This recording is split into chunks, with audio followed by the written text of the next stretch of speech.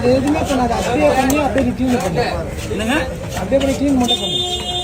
கட்டி கிளீன் பண்ணு. அப்படியே என்ன பண்ணுவோம்? இதாவே ஐடியா இருப்பீங்க.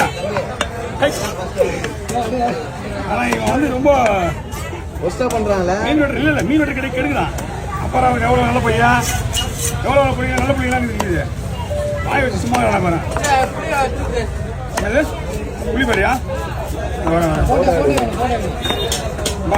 கொஞ்சம் வெயிட் பண்ணுங்க. நான் முதல்ல அந்த செருப்பு மீன்லாம் போட்டு விட்டுறேன். நல்ல மசனியா தெரிச்சு ஆக்கிடுவாங்க.